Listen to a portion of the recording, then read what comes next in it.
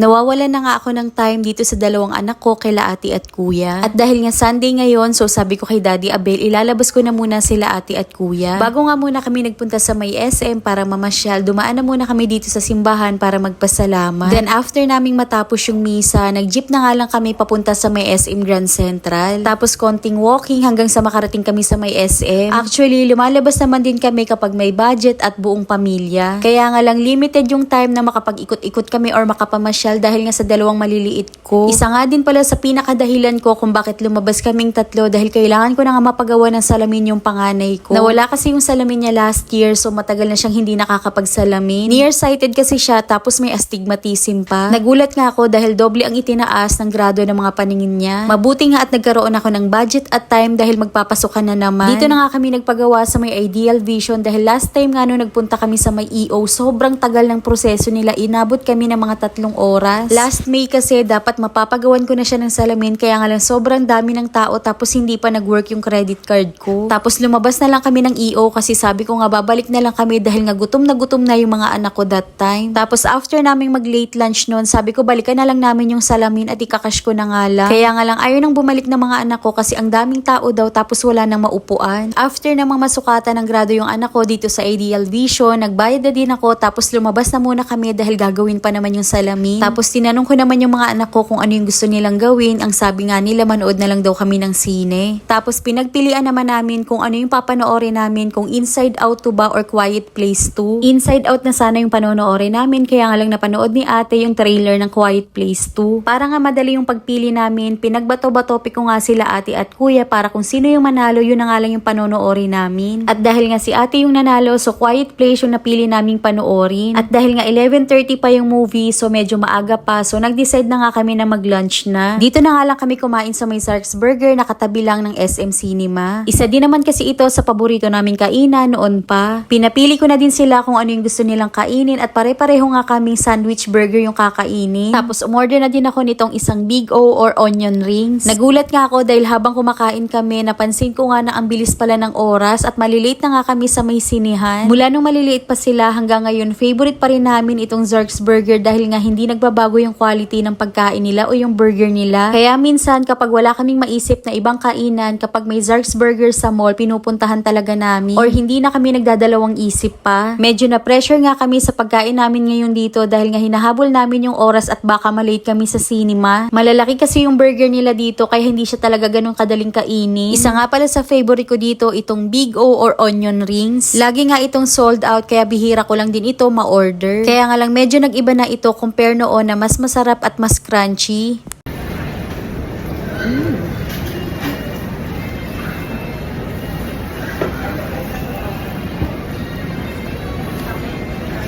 Pati nga itong mga anak ko nahirapan din sa pag-ubos sa kanilang burger kaya nga lang malilate na kami sa sinihan. Sabi ko nga sa kanila dalhin na nga lang namin ito sa sinihan at wag nang ubusin dahil medyo mahirap. Kaya nga lang ang sabi ni kuya ubusin na nga lang daw namin dahil o-order pa nga kami ng popcorn. Diyos mio Marimar. At dahil nga bihira lang din kami lumabas so sige pinagbigyan ko sila na bumili ng popcorn. Tapos sabi ko sa kanila wag na silang bumili ng drinks kasi meron kaming free bottled water dun sa may sinihan. Mabuti na lang nga at pagdating namin sa sinihan hindi kami na late at saktong kauumpisa lang ng movie. Then bago nga kami pumasok, binigay na muna namin yung ticket and then kinuha namin yung free bottled water. First time nga lang din pala naming magsini dito sa may SM Grand. Madalas kasi sa may SM North kami nagpupunta na mamasyal or nanonood ng sine. Pagkatapos naman naming mag-movie, ang sabi ko naman sa mga anak ko na mag-CR na sila kasi kaysa maghanap pa kami ng CR sa labas at mahaba nga ang pila doon. Then sunod naman naming binalikan yung salamin niya sa may Ideal Vision. Napansin ko nga pala dito sa Ideal Vision na magaganda din pala yung mga frame nila dito and then same quality lang din at price. Tapos yung anak ko na nga yung pinalapit ko sa staff since kailangan din niyang masukat yung salamin bago kami umuwi. Tapos tinanong ko na din siya kung okay ba yung salamin, hindi siya nahihilo kasi mahirap na kung babalik pa kami dito. Pagkatapos naman namin dito sa Ideal Vision, tinanong ko naman sila kung ano yung gusto nilang gawin, kung gusto ba nila maglaro or mag-ice cream na muna kami. Tapos napadaan naman kami dito sa may bookstore dahil baka nga meron silang magustuhan at bibilhan ko sila ng books. Nang makapili na nga kami ng book para kay ate, binayaran ko na din agad at hindi na nga ako nagdalawang isip dahil alam ko may matututunan siya sa mga books dito. Basta may budget, walang problema sa akin kung book ang ipapabili ng mga anak ko kasi alam ko meron sila matututunan dito. Tuwang-tuwa nga ito si ate dahil maganda yung napili naming book at binayaran ko din agad para sa kanya. Then sunod naman namin ginawa, nagpunta kami dito sa Karamia para mag-gelato. Medyo pricey din talaga yung gelato nila dito but then it's our date so it's okay just for now. Iba din talaga yung feeling na kapag may budget ka tapos merong gusto yung anak mo, ibibigay mo talaga. Kasi alam mo yon yung reason ko, it's not about the price but you're making memory together with your children. Tapos after naman naming mag-gelato, nag-picture-picture naman kami dito sa may Korean studio. At ito talaga yung pinaka-favorite part ng date namin na hindi ko makakalimutan kasi talagang nag-enjoy kami dito. Nakita ko yung totoong saya sa mga mukha nila that time. Sobra. Medyo naiyak tuloy ako habang nagvo-voice over. Then after nga naming makuha yung picture namin, lumabas na din kami sa may studio kasi meron pa kaming sunod na gagawin. Tapos tinanong ko naman sila kung gusto ba nilang magmerienda or maglaro na muna kami. Tapos sabi nga nila na maglaro na nga lang daw kami dito sa may mga claw machine. So gumastos lang naman ako dito ng mga